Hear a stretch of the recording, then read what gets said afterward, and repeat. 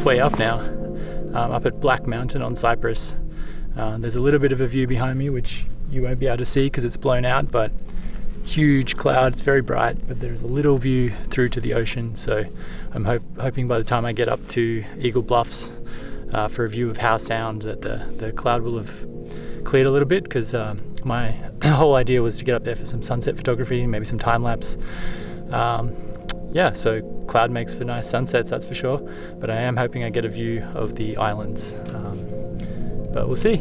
I can see down towards the Sunshine Coast on this side, so fingers crossed. And yeah, another kilometre and a half to go, and looking forward to spending sunset up on the edge of a mountain with a view of Vancouver, and then make my way down in the dark.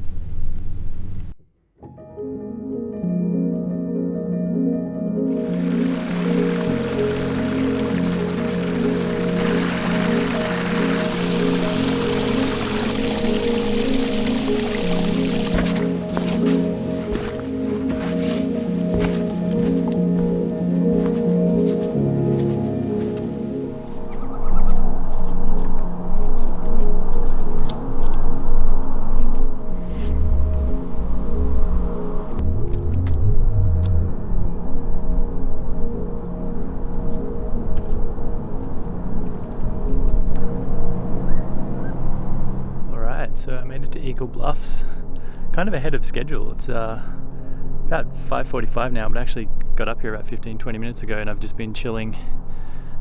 There were 2 other hikers at the same time that were up here, but they only spent 10 minutes here and they left. So that's the thing, when you come for photography, I'm happy to wait for the light and wait for the right moment, whereas most other hikers are just up for the day. There were a lot of people on the trail, but most of them were already on their way down.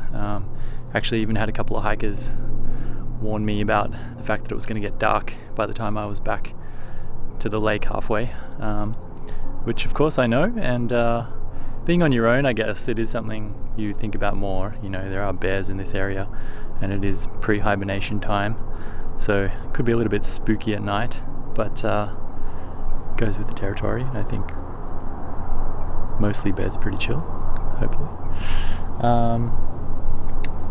At least black bears anyway, and there's no grizzlies on Cypress as far as I know. And in terms of wildlife, since I've been up here, there've been lots of birds, sort of little owl chilling near me, lots of whiskey jacks, a couple of Stellar's jays, chipmunks everywhere. They're definitely used to people feeding them up here, but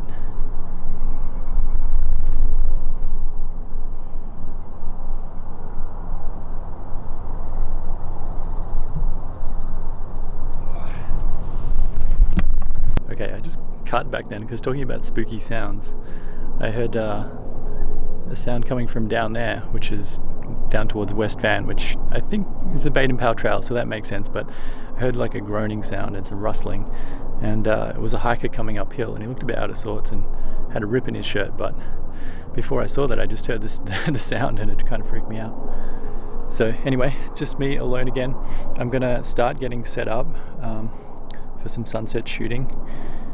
Try and find some compositions up here that work with the foreground, or could be more of a telephoto situation, because the sun is going to set sort of behind Bowen Island and Howe Sound over that way. Yeah, so we'll see what works. Still got quite a while till sunset though, almost an hour, so just going to relax and scope things out. Okay, so the sun's getting nice and low now, getting some of that orange colour in the horizon.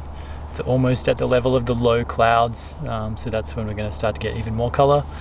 And I think the most dramatic lighting is going to be when it's either behind those low clouds and mountains, right on the horizon, or just after the sun gets behind the mountains and the horizon and the sun sets. Yeah, there's a little bit of wispy high cloud now that I'm looking at it, so that could result in some nice pink colour. Fingers crossed. I'm shooting at f11. I'm focusing mostly on the foreground rocks here. There's a really nice texture and reflection gloss on the rocks. So sometimes I focus stack and I'll do one exposure for the foreground and one exposure for the background. Get that nice sharp detail blended in post. But we'll see. I think at f11 we're looking pretty good. Everything should be nice and sharp in focus, unless I want this really close rock.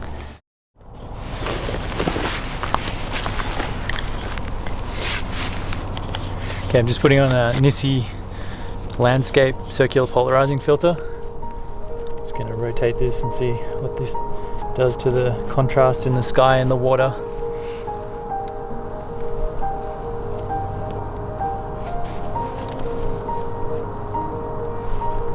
I'm actually liking this foreground a bit more too. I've got some nice vegetation on the left to balance out the composition. It was looking a bit empty before. So I'm liking this.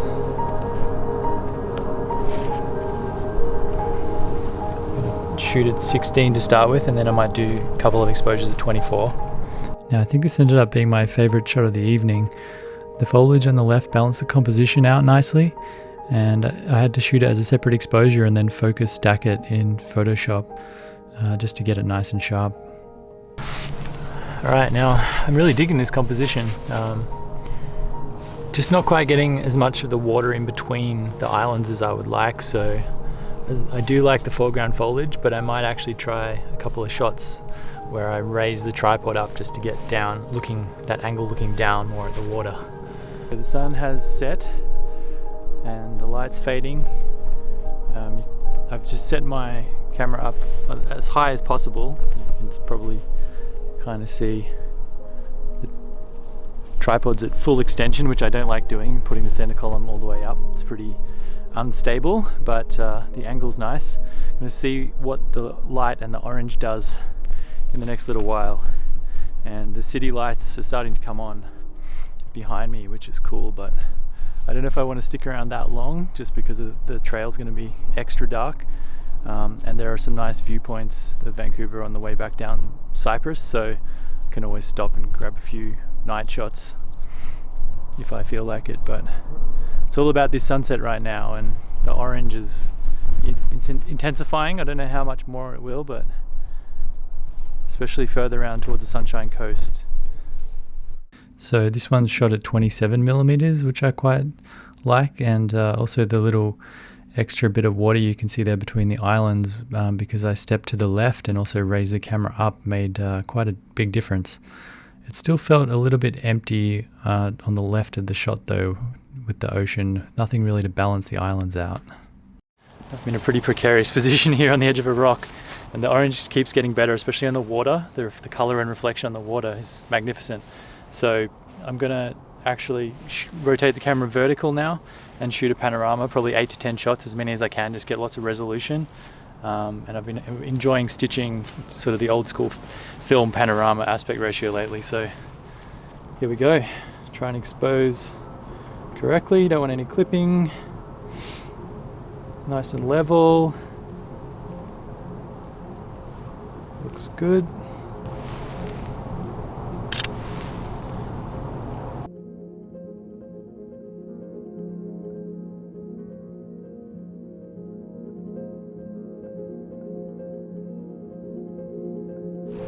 And basically ended there on a tree and with the moon above it, so there could be a nice little bookend to the panorama. This one was quite nicely balanced too for a panorama, although the middle of the shot is fairly empty, having the islands on the right and the city on the left with all the lights coming on, as well as the moon, was quite a good balance. It also ended up being 17,000 pixels wide and a ratio of 17:6, which is an old film panoramic ratio. Actually shot that at 28mm, even shot a couple of single exposures at 28mm because I felt like it framed Bowen Island and Howe Sound really nicely, so we get the nice intense orange light in this area. Yeah, I think that'll just about do me. It's time to grab the headlamp and head down the trail on my own. Probably no stopping this time. Peace out. Didn't feel much on the way down because it was pretty spooky, so I just moved as fast as possible. Also, when I got down to the car park, there was someone else there walking towards me, and it turned out to be the same hiker that had hiked up past me when I was at Eagle Bluffs. So I gave him a ride home, and on the way down the mountain I stopped to take this photo of the Vancouver city skyline and had some interesting conversation before heading home. Anyway guys, I hope you've enjoyed this video. If you have, please give us a like or a subscribe, or leave a comment or a question. See ya.